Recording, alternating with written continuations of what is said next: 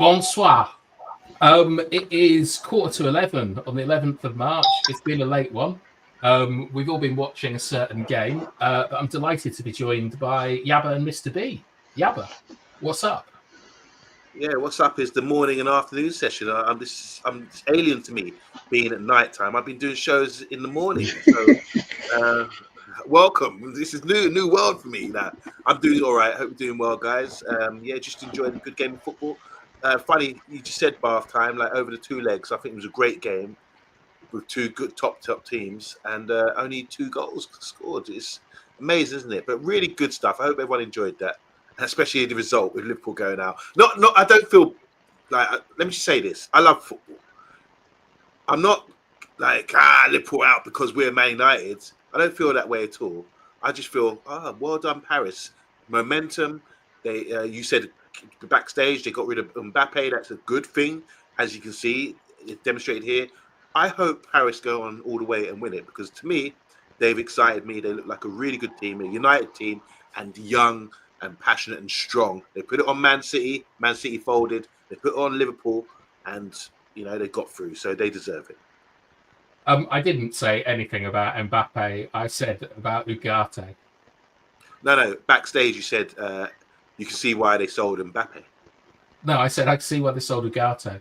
Because he couldn't play like that in that midfield. Oh, I thought you meant Mbappe. The reason I said that, well, if you didn't say that, the reason I'm saying that is because when it had Neymar, Mbappe, Cavani, Messi, nothing didn't happen for them. They've got guys that they're working their socks off for one another, and that's what football is really about.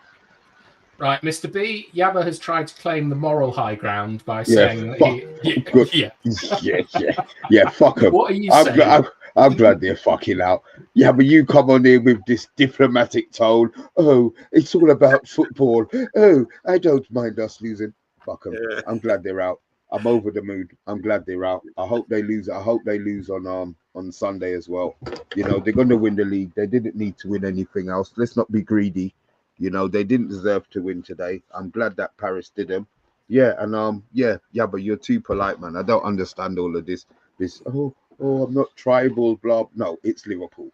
Yeah, that's another trophy that they can't win to go ahead of us. So no, yeah, well done, Paris. Thoroughly enjoyed the game, and I enjoyed the penalties more. The fact that Nunes missed it, and we both called it BT. Yeah, but I didn't. I said he was probably going to slot it, but you called it. It's fantastic. I hope it breaks their heart, and I hope it smashes up the rest of their season. How about you, BT? I thought, I'm thinking back to when we did them in extra time at Old Trafford and how they went off the rails for the rest of the season.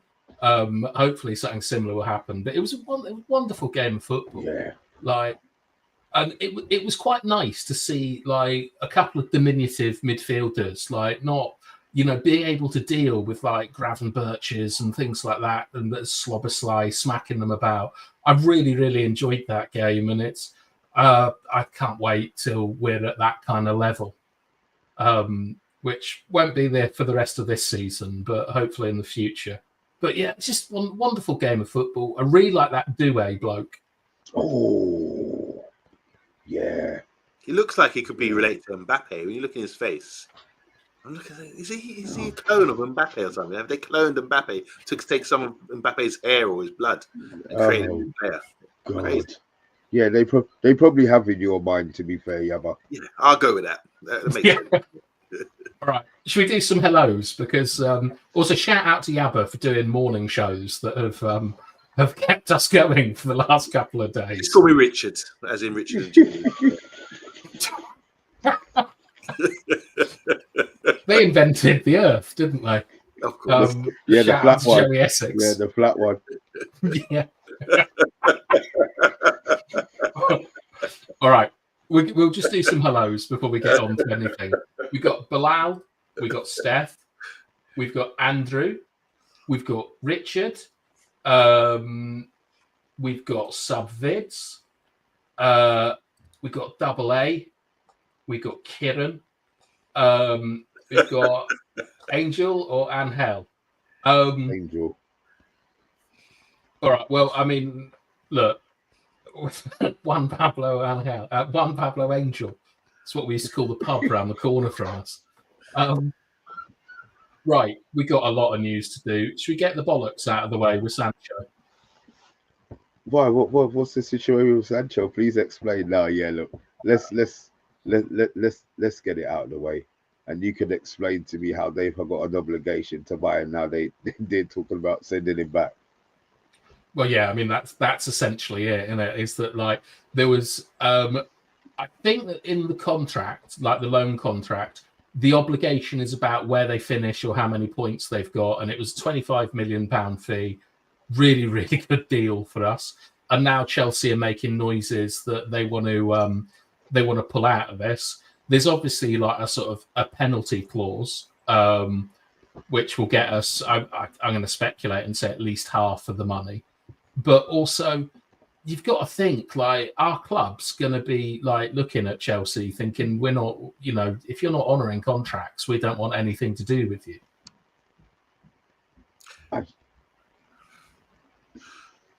Look, wait. So you're saying Chelsea are trying to weasel their way out of the deal? Yeah.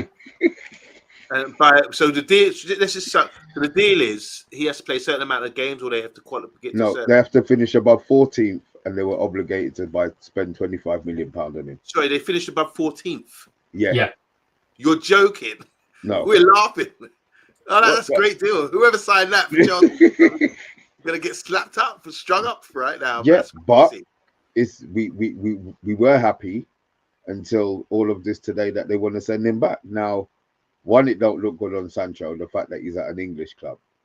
I mean, if we get him back, what can we do with him? Because Chelsea have had him for a season and they've given him back. And they've paid a penalty not to keep him. Wow. Oh, God. Wow. I mean, how bad has it got to be for Sancho, like, to get rejected by two big clubs? Where does he go from here? I mean, what's next for him? You know, something is inherently wrong with him, and it'll probably come out one day. But maybe he's very unprofessional. Maybe he's a bad influence. You know, maybe he's lazy. There's something about Jadon Sancho. There's something about Mary. Something about Jadon Sancho that I think is turning managers, turning their nose up and saying, nah, this guy ain't on it, and he's got a bad attitude. His attitude stinks, or something like that. How can you be at Dortmund, smashing it out there, and then everyone think, yeah, this is hot property. Your value at one stage was 120 million. That's what they even said. You can have him for 120 million. That's what, and people are like, can we raise the cash? And now his value, as Mr. B is saying there, is less than 20 million because he hasn't performed. And the rumors came out at Dortmund, obviously, about a bit of unprofessionalism, playing games late at night, on FIFA and all that kind of thing. He's come to Man United. We saw what happened there. He got sent away for some reason because he wasn't just go and get right. You remember? Has anyone seen a film called with Steve Martin, Eddie Murphy? Bowfinger, yeah. And they have to go to Mindhead. Yeah. They have to go to a place called Mindhead, run by General Zod, Terrence Stamp. Yeah, to get right. And because he can't get right. Well, that's another film, isn't it? Can't get right. But it's true, he can't get right. And he needs to go to Mindhead. He was sent to Mindhead by Ten Hag. He came back, tried to be reformed. He wasn't. And then more problems happened when he didn't apologize for something and stood his ground and tried to be stubborn about it. But the thing is, when you got nothing, when your value's gone, then you're going to have to be humble. Now, with this happening at Chelsea, maybe he might start being humble and start to play the game a bit more. But because at the moment he's probably thinking, I'm too good for this. I don't need to do that. I'm not saying sorry, all this kind of thing. And now he's looking a bit stupid. So who's got sympathy for Sancho? Not me. No, I mean, right. So Mr. B, we sent him to Borussia Dortmund, and he we can't make no bones about it. He did really well for Borussia Dortmund on loan. They got to Champions League final. He was a big part of that. He kind of redeemed himself. We got a great price at Chelsea. I thought that was it. I never want to see him in a United shirt. He's just annoying and a waster. and I don't want him around the club. And the fact that he tweeted Rashford freedom as well, I just think, you know what, you're a proper mug. You know, I mean, we're already paying some of your wages, and you're still carrying on like a bitch. You got the move you wanted. He's a Chelsea fan, by all accounts. You know, so no, I can't see how. Well, I can see how Chelsea will just they spunk money anyway. But I wouldn't like to think that they would rather pay a penalty fee than keep him. But maybe it's got to that stage because he hasn't been playing. Yeah, I keep just... Keep it together.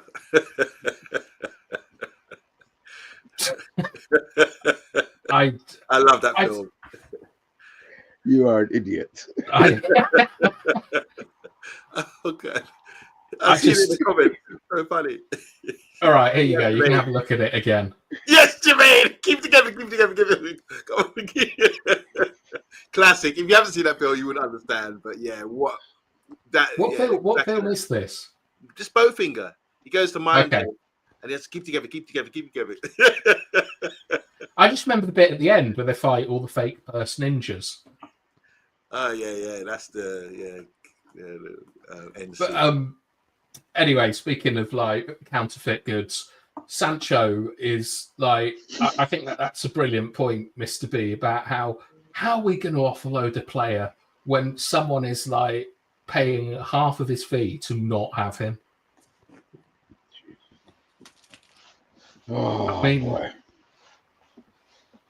I don't know. I just don't think it's going to happen. I think I can't see how Chelsea are going to be able to get away with this, because it's fine, right? They send Sancho back, they pay a penalty, but every other transfer contract that they make, there's going to be doubts about if they're going to honour it or they're going to try and get out of it and stuff. And I don't know. I don't know if that's worth saving like 10 million or whatever. Well, look, there's only one way to find out. Time will tell what happens with Sancho, but I'm like you, BATHTIME. I never want to see him in the United shirt again. What was the final straw for you that broke the camel's back? All of it. He left. He was gone. He was a Chelsea fan. You know, he was a Chelsea fan. He was happy for his move. You know, his little tweets, the freedom one. I just thought, you're so petty. Yeah, you know what I mean, but the fact that he's not playing, it sweets me, because he had two, you know, half decent games for Chelsea, and you know, he's back. We've got Sancho. And I'm thinking, don't worry, a leopard never changes his spots. He was like that at Dortmund. He was like that with us. You know, you do the impress. It's like Rashford. It's all gone quiet with him at bloody Villa now. All of a sudden, you know, I hope that he does carry on playing, but they never change, man. They never change. It is what it's like when you're in the Big Brother house, isn't it? You know, they've got their 4 days of pretending to be this person, and then after a while, all the dirt starts washing off, you know what I mean? And then you start seeing their true colours, and they're not going to change, man. He's not going to change. And I don't want him back. I don't want him anywhere near the club. All right. I think that concludes Sancho. It doesn't. Oh, okay. No, because we've had our say. But what's your say on this? Mine? Yeah. Oh, did you say you don't want him back? Yeah, I never want to see him back again. Oh, yeah, sorry. Yeah. I forgot you could say that. Yeah. Okay. But right, we've had two like absolute massive bombshells in the last 2 days. We had Gary Neville doing an interview with Jim Ratcliffe, and Jim Ratcliffe being interviewed by like other outlets and publications. And then today we've got the news that we are going to be building a 100,000 seat stadium that looks a bit weird. Which one are you more interested in? I've got to ask Yabba something about this stadium, man. Is it about the Trident? Yeah. No comment. No comment. You know, straight when I saw that, I was like, nah. When they said the Trident, I said to my missus, oh Jesus Christ, yeah, was not going.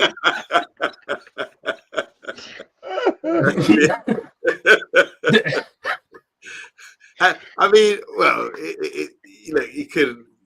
you you knew something was going to be down because you think so. These 200-foot high, sort of these circus tent looking things, you know, and you think, what's the purpose of that? But symbolism is so important. It's like, why would you spend that? Oh, it's to make this. What does it actually mean? You know, what's the meaning behind it? Why? Because everyone's like, okay, what's Twin Towers? You know, at Wembley, it was called the Twin Towers, wasn't it?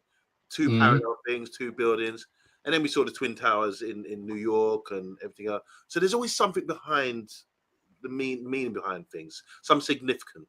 If they had a statue of Sir Alex Ferguson and Bobby Charlton or Brian Robson, but it is significant. It's the trident. That's what it stands for. You know, the fact that you're going to be able to see it from Liverpool cracks me up, bro. You can see our stadium from Liverpool, you know. Listen, man, they've sold me. I'm maybe I'm a sucker for new shiny toys, but the fact that they went to what's his name? What's the stadium? The Sophie Stadium. Yeah, where they did the pre-season. You know, they went over there to do a recce. You know what I mean? 100,000. That's Chelsea and Tottenham. We can get all of their fans in our stadium. Don't fuck about, bro. They're carrying on mad. I don't know how they're gonna fund it. I really don't know. There's gonna be some ramifications somewhere. They're already frass. You know what I mean? Can they be more broke? Yes, so they probably will be. But I'm just so blown away, man. I can't even sit in that like, and play it down like you in the Liverpool game. Nah, man. I'm happy. I'm over the moon. If that's what we're getting and they can pull that off, mate, fair play to them, man. I did expect that it would be bigger, to be honest. What, than 100,000? Yeah, I thought we might be looking at 110, 120,000. What? Yeah, we can get. I think that we can fill that, and also because it's being positioned as a sort of like the Stadium of the North. It's going to be, you know, like competing for European Cup finals and things like that. I thought it was going to be a similar sort of capacity to Wembley, Nou Camp, like Bernabeu, something like that. They're not 100,000. Yeah, they are. Yeah, they're not. Right, how much is Wembley? Is like 85, is it? Yeah, Wembley's 85. Yeah, 82. Bernabeu's not 100. Nou Camp's not 100. The Nou Camp is 100. No, it's not. There's not The 100. new one? There's not 100,000 stadium in Europe. There's all in Asia and the Americas. You know, there's not 100 seats. I'm almost 99,334. Nou Camp. That's the Nou Camp. Yeah, Spotify Nou Camp capacity. Yeah. 99,354. Might as well be 100,000. Yeah, that's obviously a tax dodge, isn't it? Yeah. Like the How much is the new Bernabeu? The new, but this not is quite a million, but yeah. 78. Oh no, they've got 78,297. Who's that? But they've got a picture of the old stadium on here.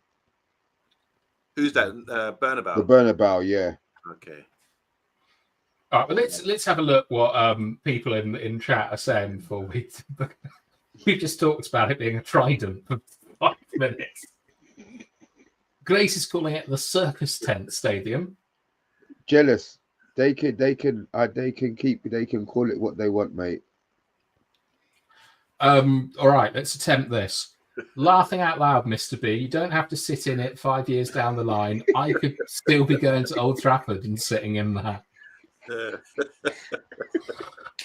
A point well made, Vincent. Andrew, I don't really care about the stadium until it's built, obviously. Oh God, Andrew, what gets you excited? Oh no, Trifle. You know what? Actually, don't even. Yeah. Don't. Just don't. I think Mr. B likes it. Probably reminds him of his younger days when he used to go Butlins for holidays. He does look like he's been there. Vincent. Anyway, I'm not even gonna say. I'll leave it to your thoughts. Neil says it looks like a tent. Bilal likes the new stadium. the big top, we already have a couple of clowns called the Glazers, and more on the pitch. Red or Dead is a bit late, saying Sancho no. Not creative enough for me. Let the architects go wild with it.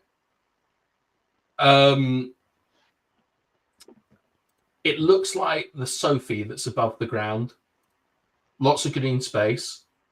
Yeah, here's a good one. I have 60 years of Old Trafford memories, and we need a new stadium. However, I need the United team that plays in that new stadium to give me new memories. Otherwise, what's the point? All right, I'll allow this, Bilal. He thinks it should be called the Joshua Xerxes Arena. We'll let you off. We'll be playing in the Championship then in a 100,000 seater stadium. We'll still fill it. They will still fill it. Of course they will. I'm quite conflicted about the new stadium because when I saw it, like Yabba, you might have been focused on tridents and things, but what it really reminded me of was Disneyland. Like, you know, the castle in Disneyland, and there's like a sort of lead up to it and things. And I sort of thought, oh, this is kind of for day trippers and things like that. But what I do quite like about it is at least it's trying to look different. Like when you look at Spurs Stadium, the Nou Camp, the Bernabeu, like the new super stadiums in Europe, this one looks different.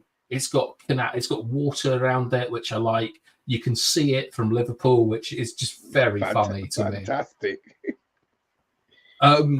And the thing is that I'd love to sit here and say we should never leave Old Trafford and we should, develop Old Trafford and things. But I know what I'm like. The second they get the spade in the ground and they show pictures of it and things, I'm going to be really excited about it. And it does feel like that Ineos is at least trying to do something. I just need to see a spade in the ground. Just want to ask a couple of questions that I don't know about. I've been at work and I haven't really read into it too much. But is it going to be multi-purpose? Like, are they talking about an athletics track, for example? Like West Ham? You can't have an athletics track at a stadium. West Ham was the London multi-purpose. Yeah, multi-purpose. I think they more mean like for concerts. Stadium of concerts and stuff. Right. They ain't sticking a bloody running track in there. And also, when you look upon it, I think when I was a kid, before I knew, a lot about my geography in Manchester, I used to watch the cricket at Old Trafford. I'm thinking, what? Why they play cricket at my favourite football team?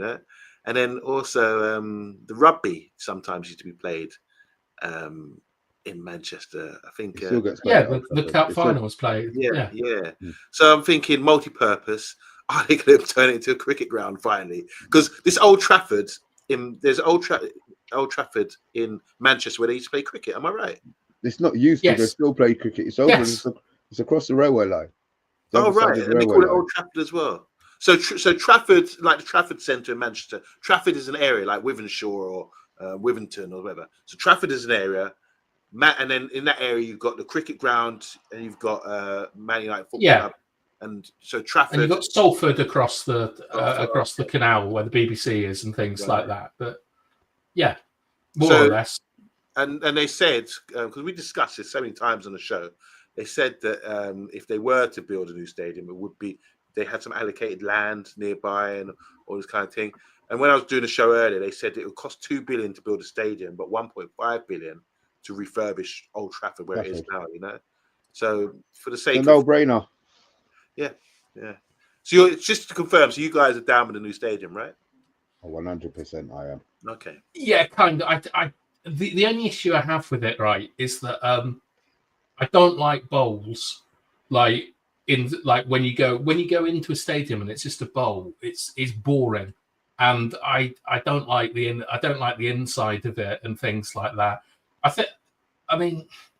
I don't know, but the thing is, what I can't lie about, right, is that they said that they're going to build it, that they're going to prefabricate it, and then they're going to pop it on ships down the canal, and that is going to look amazing.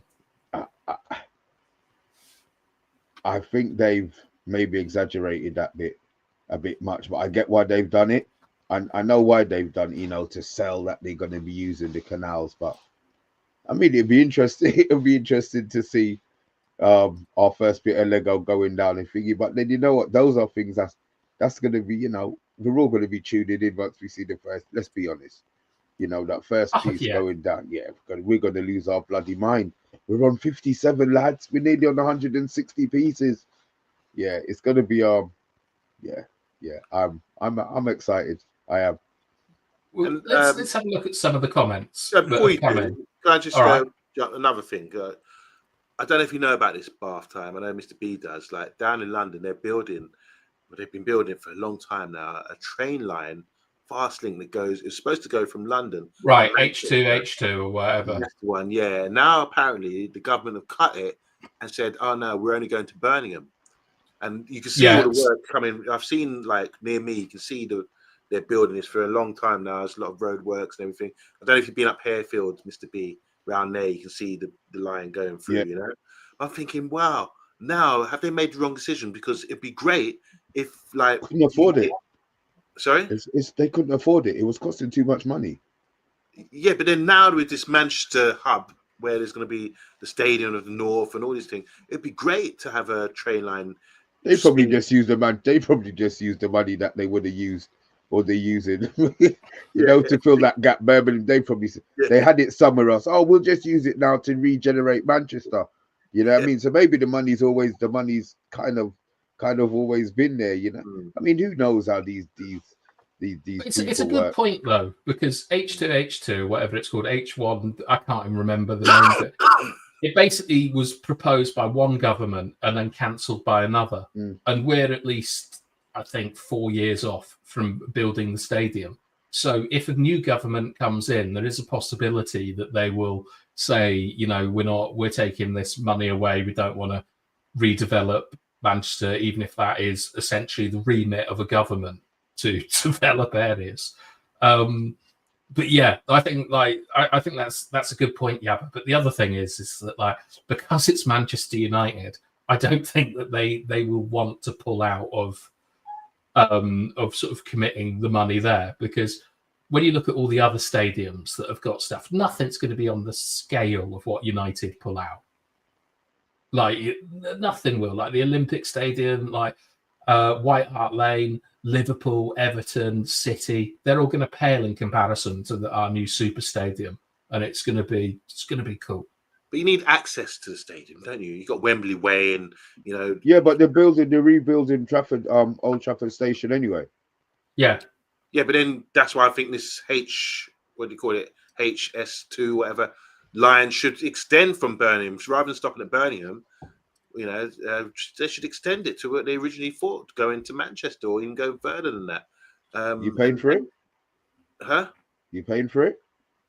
No. But, you know, it's a horrible drive. I mean, you know, to drive up from London to Manchester or from Birmingham, I know it takes 2 hours. No, it's not. Depends what you drive. It will be in your car. Yeah, I know that. Yeah. Like your car, I've seen your car. That'd be like turbo boost. You're an idiot. This speed drives a nice motor, by the way.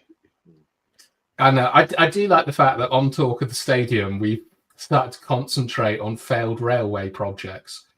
But it's a good point. But the thing is Cockney Reds are important and stuff. But Manchester, like an Old Trafford regeneration, shouldn't really be thinking about the commute for you to get up to Old Trafford, in my opinion. Exactly. I totally disagree. Look, you're refurbishing the area. When was the last time you went? Look, we've been Old Trafford. The area is poor. We had to park some dodgy guy in some little warehouse. Yeah, but they do that in Wembley. Your mum's just right by Wembley. You live near Wembley Stadium. You can see. But you know, when people have to park, you have to go somewhere to park. I see them. It's easy for me. My mum's got a permit, innit? It's no headache. It's different. That's perks. That's not my fault, is it? So are they going to make Manchester Airport like a major airport now? Because people, imagine, you're talking about another 30,000 people coming in every week into the Manchester, or every 2 weeks into Manchester for a game. So the transport links, you need to have easy access to get in and out. That's true. But I mean, some of the things that they have said is that there won't be a car park around like Old Trafford. Like you've seen the images and things. Yeah. I saw a picture of like the kind, like architects make these like models and things. I saw a picture of one, and underneath there appeared to be a car park, like a subterranean car park or something like that. But they will be focusing on public transport links and making it walkable and things like that. And Manchester Airport, like, like the government are putting the money into Heathrow, aren't they? Into Terminal 4 or whatever Terminal 3.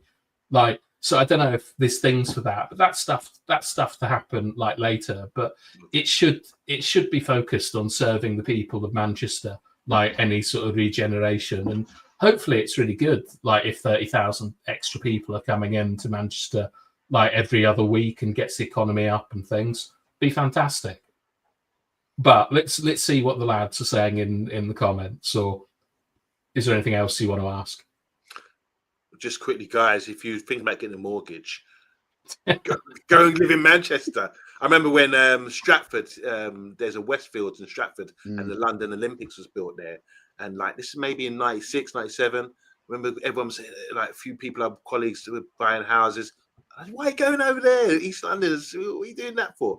But you get wind of certain things happening, decisions happening, and they've rebuilt East London and made it sort of really trendy area now. It's really upmarket and cool. So the people who bought properties there a long time ago made a good investment. So if you're gonna maybe buy land at Old Trafford, maybe they'll be able to turn that into housing. That'd be cool, wouldn't it? Yeah, not financial advice. Do your own research. Right. So I love Vincent, sorry. Yeah. I'm looking at Vincent's comment. He's so funny. I miss you, Vincent, man. I really am. All right. Well, what we've got is stuff like Spurs have a removable pitch, and that means that they can play rugby league, NFL there. Red Dead is saying similar things, like we can get the England games, but also we can get concerts and stuff. So if we have one of the biggest stadiums in Europe, or the biggest stadium in Europe, like, I don't know, Taylor Swift or someone, when she does her European tour, like, she's going to want to come to Manchester because that's where you can get the most people in. So that's really cool. Shopping malls, concerts, American football. All right. United can use Old Trafford until the completion of New Trafford. That appears to be the plan. Oh, is that, sorry, I meant to. Thank you, Jermaine. I had that in my head and I completely forgot. About half hour before the show, so I was, what, my head's full of mush in it. But yeah, that's what I had in my head. So they're actually gonna keep. Okay.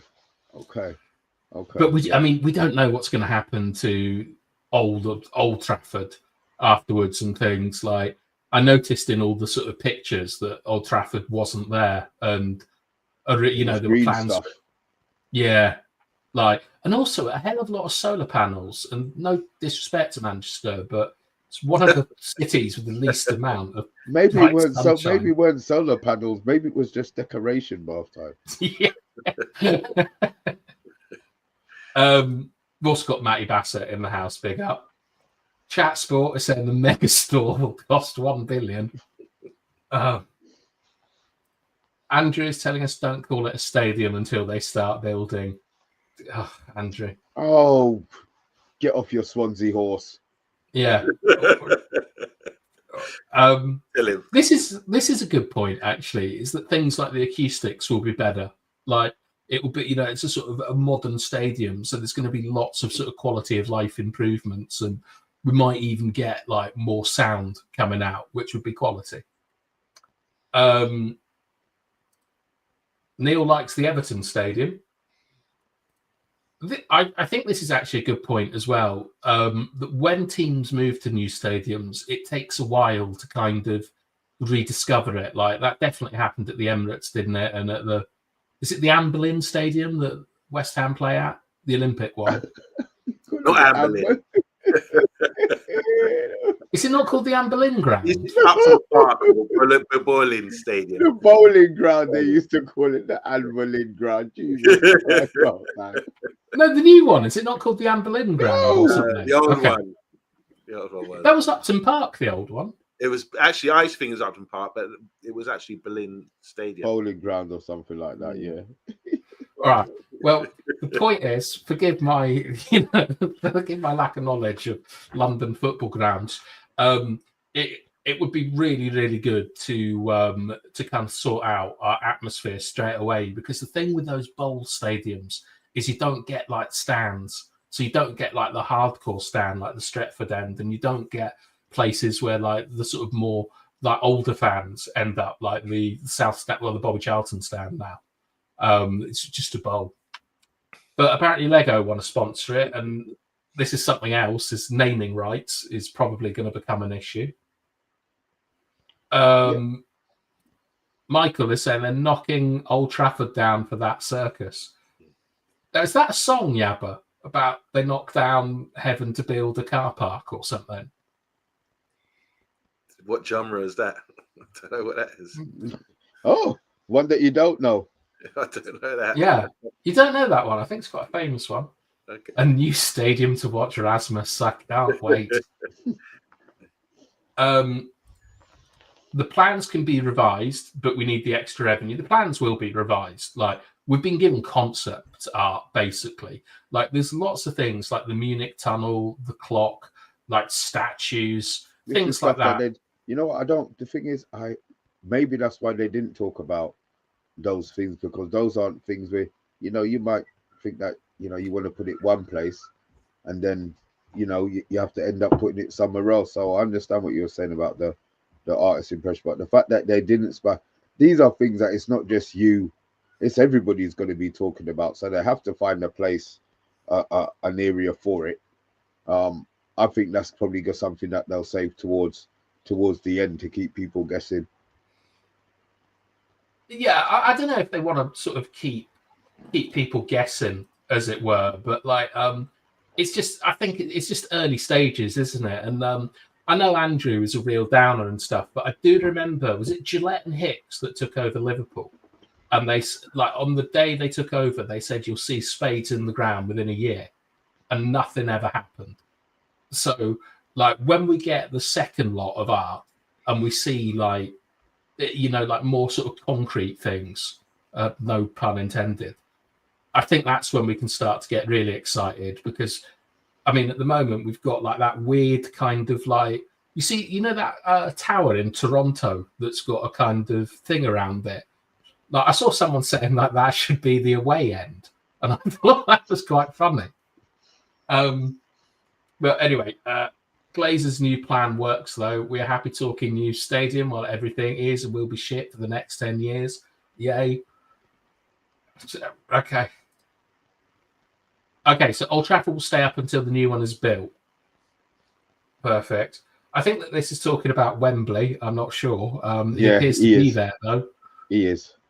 Yeah, but that's Wembley, isn't it, where he is in his picture? Yeah, so he knows. All right. When we go Wembley, we park 3 stops away on the underground at something Greenall. I know it is Kingsley W. Kingsbury Green. Listen, I tell you what, Vincent, next time you come down, if it's not a coach and a minibus, I've got somewhere that I can get you to park, mate. It won't cost you no money, and it's a lot closer to walk than Kingsbury. So next time, hit me up, yeah? My clubhouse is literally like 1.5 miles down the road. I've got the keys. We got a bar. Don't worry, man. I'll hook you up, man. I'll hook you up. Yeah, look, he doesn't park there. He parks 3 steps. You mean stops, underground stations away, and then just like has to wander down Wembley Way. I imagine takes in the sights. We've got. I think that this is Rich. I think he's rebranded his channel. Old Trafford gets demolished, according to the Manchester Evening News. That'll be a shame. Bath time. One of the things they've said is the net thing will catch more rainwater, which I can use on the pitch and the toilets. What, you already do that to Old Trafford? Good one, Vincent. I agree. Steph is back. Let us know your thoughts, Steph. Let's see. God, there's so many comments. 22 people watching. I would like to have seen what Daniel Libeskind would come up with. He's an architect from like Manchester. What is Rich's new channel name? He rebranded. I think, Vincent, I'll try and find it again. In fact, just rewind and do it yourself. Right. So Yabba, at a 10, how positive are you feeling about this Trident-based stadium?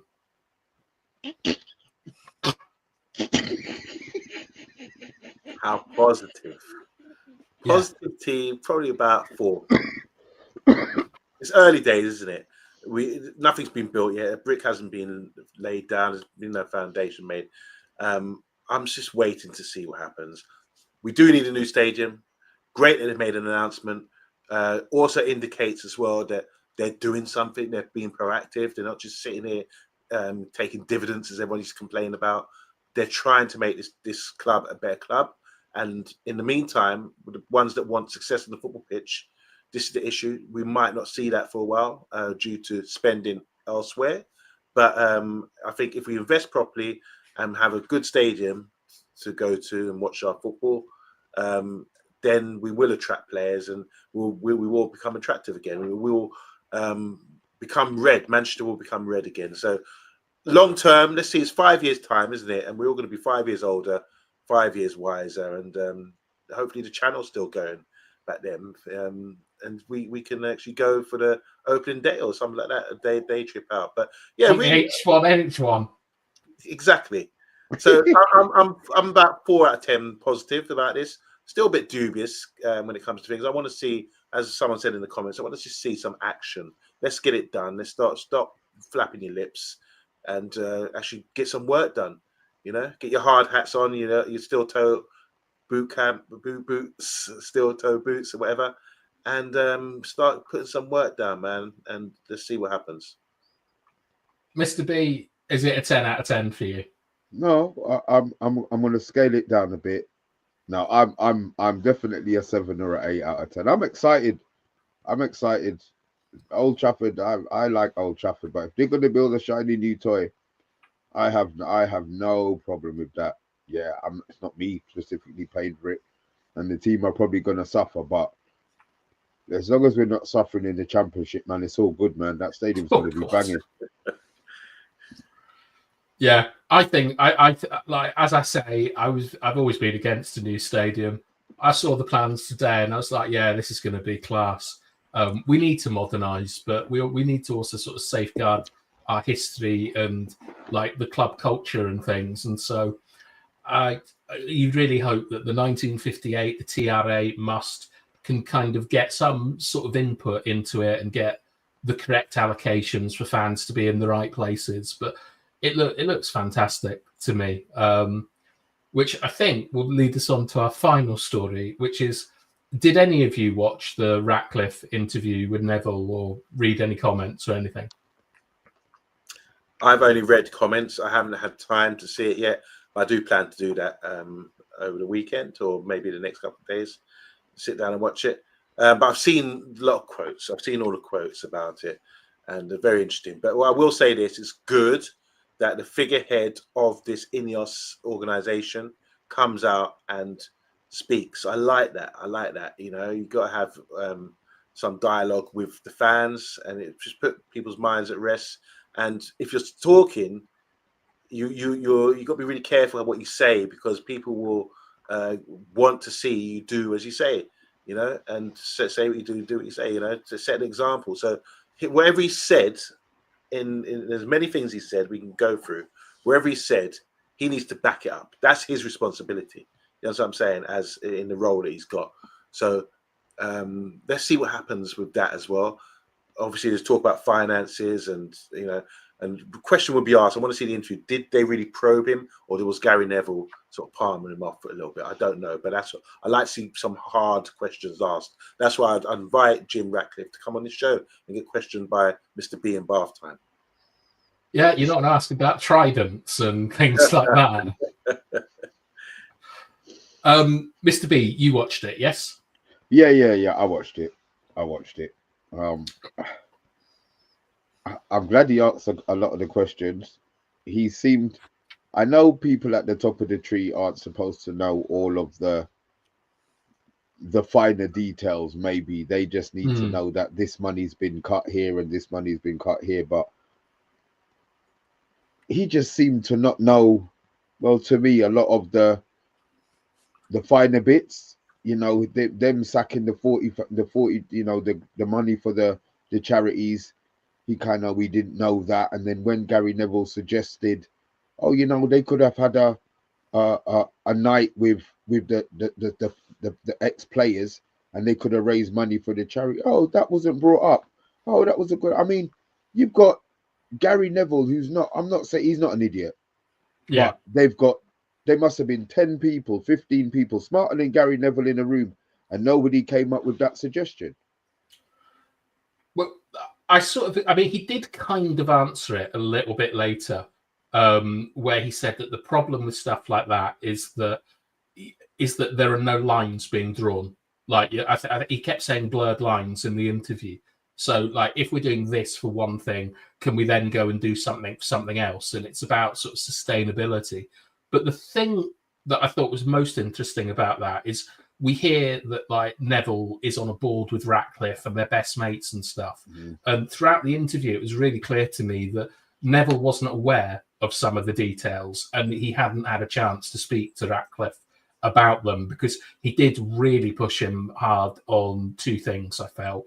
One was him being was to try and get him to say that the Glazers are a bunch of shitheads and that He's it's all an their idiot fault. for trying, to be fair. He really he had to try. He had to, didn't he? Or like he had to sort of like ask that question. And he also did speak a lot about like the free food being taken away, or the free meals being taken away, and this charity thing, which is obviously quite dear to him. But before we go a bit deeper into that, I just sort of see the comments. Ratcliffe interview, some good, some bad. Vincent saw it. You could see on Neville's face. He missed loads of questions out, and they look like they're in cahoots. I kind of disagree with that, to be honest. I thought Neville was pretty good. He was a lot better than I thought he was going to be. Richard just wants it to be Manchester United, not the brand Manchester United, which is a good point. This was quite funny. So Jim says that most of our players aren't good enough and some are overpaid. I mean, yeah, he implied that pretty strongly. Gary Neville failed in his Jeremy Paxman interviewing impersonation. Ratcliffe is at least trying. The Glazers done nothing but take. Yeah. Oh, I completely forgot to mention this. I absolutely loved this interview because they dissed Dan Ashworth for a good 2 or 3 minutes. And I was very, very happy about that. Good stuff. Yeah, he also, Yabba, gave like incredible support to Ruben Amorim in it. That was, I'm glad we finally brought that up now. Ruben Amorim's not going nowhere. That was my first take. Well, I watched it a couple of times, and that was my first one. That he likes Ruben Amorim. He knows, they know they made a mistake with Ten Hag, which he admitted openly. But the Amorim backing for me was like, okay, yeah, he likes him. He likes him. He sounds like he respects what he does. They know that they screwed him in regards to what he got given. So I think it's whether or not it's, you know, it's lip service. But yeah, I was really glad that they picked up. That's the part that I wanted to. That's the part that's brought me the most joy out of the whole thing. That they're gonna back him. They're not gonna do a Ten Hag on him and let him go. So come summer, you know, if it's 6 £15 million players or 6 £20 players, £20 million players, and Amorim wants them to come in, I'm happy. I have no problem. Did he, you know, like he said earlier, Mr. B, he said some of the players aren't good enough, or went into more detail. Did he mention why he likes Amorim so much? Well, the argument he gave was about the wage bill, where he said that if you look at the players that Amorim has had access to, which doesn't include Shaw, doesn't include Rashford, doesn't include Mount. When you factor that in, Amrin is about where you'd expect him to be in the league. But he talked about how he liked it was in relation to Rashford. Neville asked, was basically letting Rashford and Anthony and these players on loan a mistake, and Ratcliffe said that Amrin demands 100% dedication, and that was pretty much that was as much as he could be drawn on. But I think that what I got, and Mr. B, you can say if this is similar, is that there was a respect for Amrin from Jim Ratcliffe in just the values and clear communication and stuff like that. And they understand that he doesn't have his players, that he doesn't have a system, that everything's terrible at the club, and they think that he's doing as well as he can. Agreed. Good. So I thought that was good. But the other thing is he's their first appointment as manager, so they don't want to be embarrassed.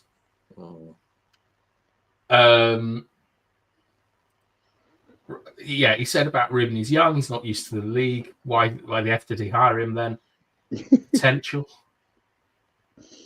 And this is the other thing I liked, is that I genuinely can't remember a Manchester United owner ever speaking like this. I know that there were protests. This interview is the result of protests. I think we can all agree. Yeah, I think so. I think the fact that I didn't realize there was 2 interviews. So the BBC had one and Gary Neville had one. 3. And then was there 3? Oh yeah, of course. And then he did one with a newspaper, right? Yeah, with the Times, James Tucker. Okay, so they've set it up. They did. You're right.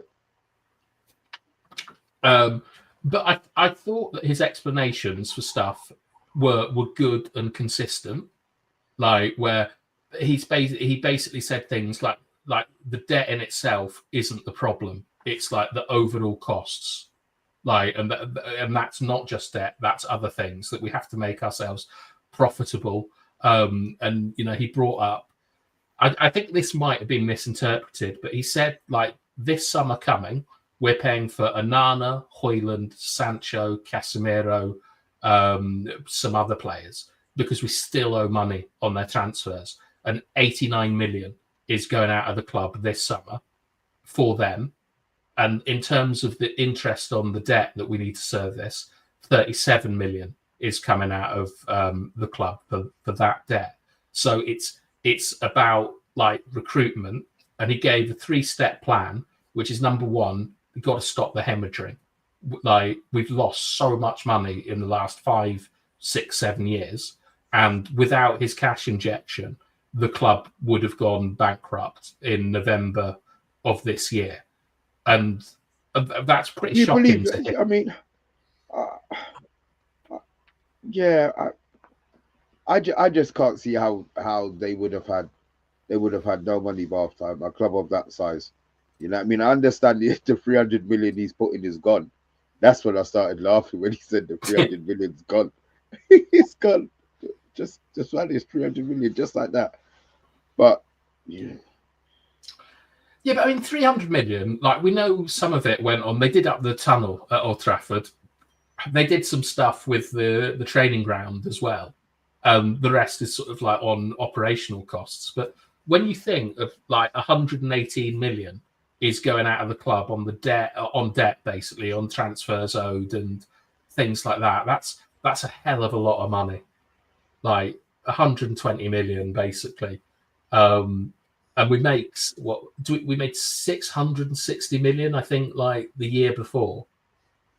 And so straight away, we've lost, we're down to 500 million, and that's before, operating costs, wages. And this year not qualifying for nothing, not being in Europe. Yeah. Just looking at my notes, I'm just doing a bit of online investigation. It says here, Tridents for new stadiums are usually around 100 million each. Is that what they cost? Well, would you prefer a Trident or would you prefer Anthony? Well, he's just got 3 for the new stadium. Maybe is that what they cost? Money's gone. Yeah, but is that what they cost? 100 million each? I'm joking. I'm just saying. Oh, He said he's lost 300 million, but there's. You're an idiot. Look, you're part of our Trident. It's me, you, and Mr. B. See? Trident Nuclear Defense Force. 3 is the magic number, as they say, and there's a trilogy. The Law, Best, and Charlton, and we got 3 Champions Leagues, haven't we, as well? And there's 3 of us, the 3 amigos. So 3 is a magic number, yeah, right? Yeah. All this. And 3 Tridents as well coming up. So that's the magic number. Wasn't for Eric Bailly though, was it? He was number 3, weren't he? Yeah, he was actually. Yeah. Yeah. I quite like this. Do you think he knew the state of us before he bought in? I would be stunned if he didn't. I don't know if he thought he was gonna. Do you think he would have known it was going to be that bad? Yeah, because he had access to the books. Like he had access, and to be honest, like I think that like the Glazers, for example, I'm not sure that they're ever going to like fully leave the club, but I think they will get reduced to sort of minority owners with no like real power. But taking money. Well, how would they take money? They'll work it out, bath time. I mean, they'll work it out. Well, one thing that is also quite interesting is that the dollar is in free fall at the moment, and our debt payments are in dollars, not in pounds. Trump, isn't it? Yeah, yeah. And what that means is that it is much more it's much more profitable for the Glazers to sell now than it was when Ratcliffe originally came in, when the dollar was almost neck and neck with the pound. So there's good pressure, like economic pressure, coming in on the Glazers this summer. But I just think that with Ratcliffe's leadership and a new stadium and things, they're not going to piss off, are they? They're always going to be anywhere. There. They're going to sit down and wait. They know now that the cash cows, another 5 years down the line. As soon as that stadium opens, they're laughing again, aren't they? Yeah. Basically, Mazraoui's our current number 3, and he had a very good game against Arsenal, or whoever we played. I can't remember. Andrew said he can't tell that much from the books, and Andrew is an accountant, but I'd be very surprised if a company like Ineos have taken over 2 companies every year for 20 years. I'm sure they knew what was going on, but it's things like there's a quote that's been around about, was it 300 grand or something for a body language specialist? 175 grand. Yeah, YABBA would have done it for free, wouldn't you? Yeah, I would have. I'm still trying to work out with you, Bath Time, with the body language thing. That's why you hide from me. This is why the real reason why Bath doesn't show his face is because he's afraid of my body language interpretation. I couldn't handle YABBA investigates. Yeah. You know what? There's been a lot of complaints about Ratcliffe, and I think overall the sense I'm getting is that people are happy that he's come out and spoken. We're happy with the news about the stadium, and just want to be some clarity about where we're going. At least we can see there's a light at the end of the tunnel. This is what's happening in the future, and our fans will maybe be a bit on board. But to counteract that, when I did a show this afternoon, some wise bugger actually said that maybe since they had the protest yesterday, how do we counter that? Let's drop some news about a stadium that isn't built yet, hasn't started yet, but let's try and appease the fans in that way. So as I said, we just got to wait and see what happens. Well, it's worked. If that's what they've done, they've, I've been very cynical the last few days, and I saw the pictures, and it all disappeared for a bit. Maybe it'll come back tomorrow once we did a preview for the Sociedad game. But at the moment, I'm happy. Yeah, they've hoodwinked me. Yeah, they've hoodwinked me as well. But you say to appease the fans, the 1958 are very, very clear in the fact that they want Old Trafford to remain, and they've released a statement saying that they're unhappy with moving to a new stadium. And One of the things that came across in the interview is that Ratcliffe, I think he was quite surprised at the amount of abuse that he's been getting. Like, I think he knew he was going to get some, but maybe what happened at the Fulham game or something, he looked quite shocked, to be honest, at how much pressure he was under, but also said that he's here, he's here for the course. Like, this is the medicine that we need, and you can cry as much as the nurse, but eventually you'll feel better. And I would be quite interested in your analysis of his body language, because he has some interesting idiosyncrasies in how he talks and how he moves. I will watch it then. Just to add, I think Simon Jordan, the great Simon Jordan, I think I like listening to him. He's like to talk sport what you are to Man United Agenda Bath Time. So he's come out and said a long time ago, there's no real profit in managing football clubs. You're not really going to make tons and tons of money if you're an owner, So I think the reason why you get these owners taking over football clubs is for your profile. I think Sir Jim Ratcliffe is probably being Googled more now since he's taken over Man United than any time before. I think he's more known now than any time before because he's opened himself up to the world of football, which is massive. Even though he's involved kind of with his company Formula One as well, being involved like this at his age, you think he's pretty old. He's in his 70s now. It's like I can bask in the sun. I've done my hard work throughout my life, making billions, or if it is billions, and now I want to have a legacy, and that means taking over Man United Football Club and doing my best to turn it around, and not really being too worried because I've made my dough about a loss here and there, or put 300 million in like he did, 300 million. Yeah, I agree. I mean, there's a good bit in the interview where he talks about how he was on some expedition and they were the first people to cross from China into Mongolia, like Westerners, for 200 years or something. And the first thing that happened is he got mobbed by 200 Mongolians in United shirts, like begging for selfies. Wow. I think I can remember Tony Blair told a story about how he went to Antarctica. Well, I don't know where he went, but he went somewhere. And no one really knew who he was. And then he mentioned David Beckham, and they all went mental because that's the kind of reach of Manchester United. And I agree with you. Like the fastest way, I think, to lose your money would be to invest in a football club. And I'm not sure. Like, I think he's got like good intentions, as it were, but he's also said something which worries me about how Manchester United become the most profitable club in the world within 3 years. And I don't know how realistic that is as a target.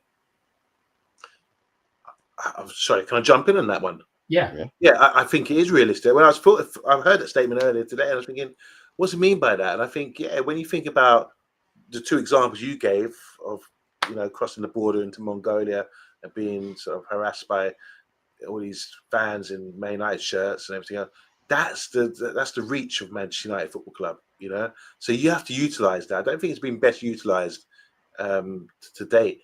And you can go to some village in South Africa or some place in Nigeria, or go to China, or go anywhere around the world. We just announced our US tour and Asia tour because it's that far-reaching, Man United Football Club. The brand is everywhere. So, but think about how much you've got to invest in the squad, regardless of the squad. But I think if he's talking about making a club profitable, you got to do it off your name and your brand and rebrand it. We can't do it for in the Championship. We have to be performing though.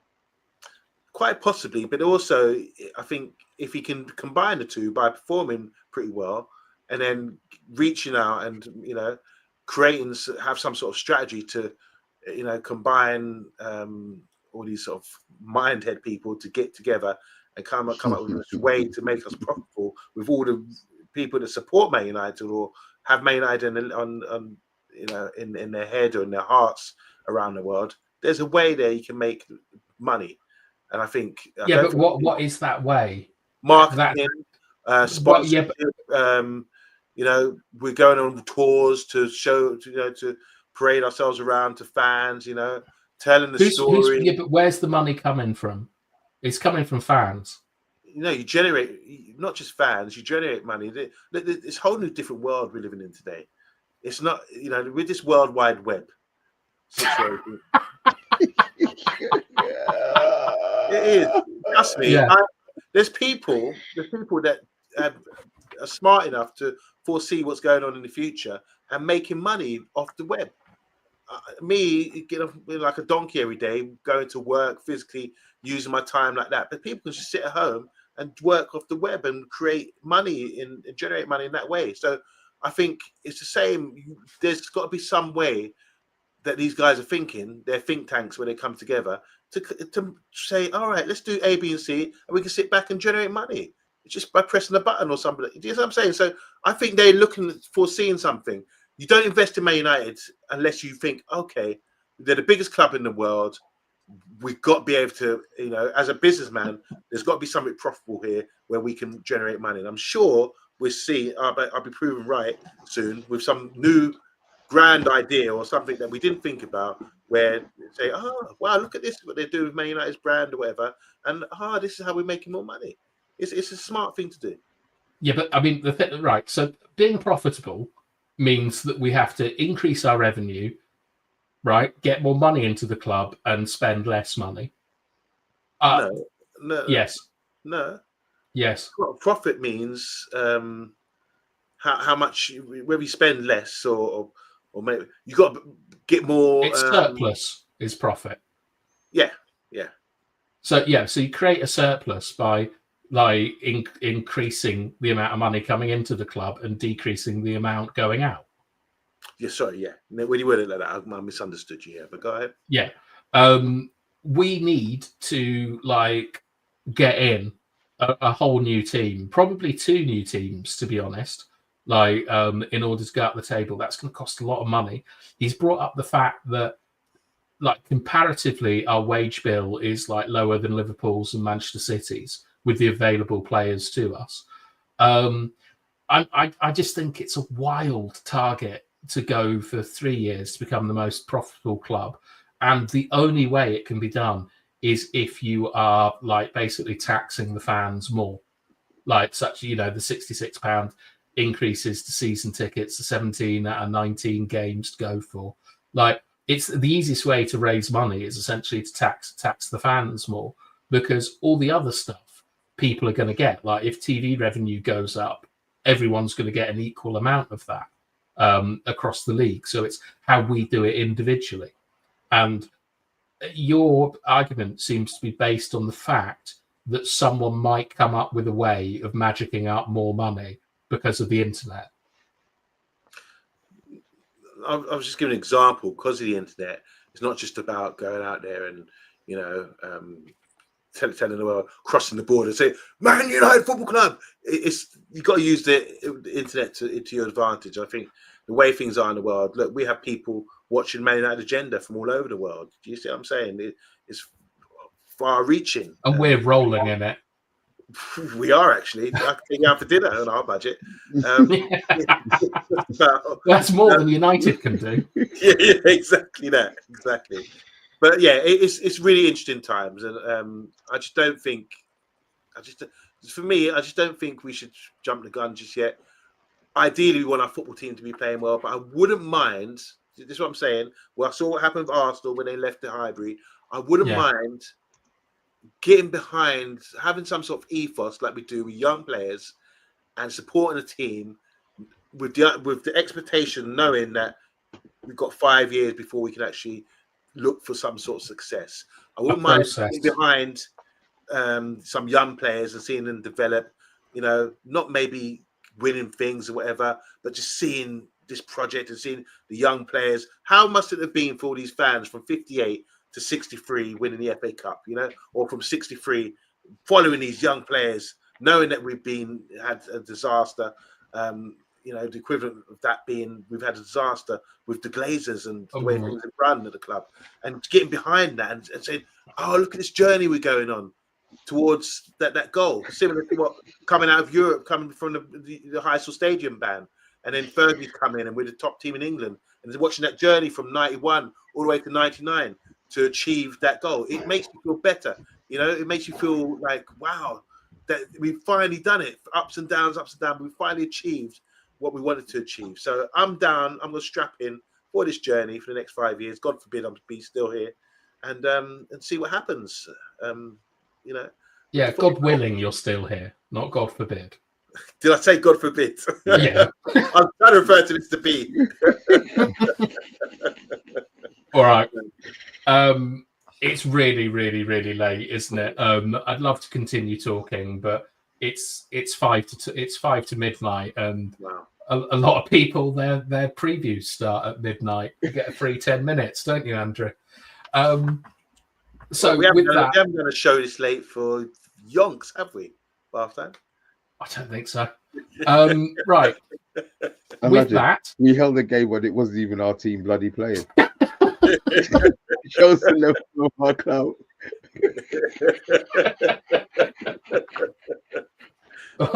All right, look, it's lack a notch from me. A lack a notch from me. A lack a notch from me. Outro.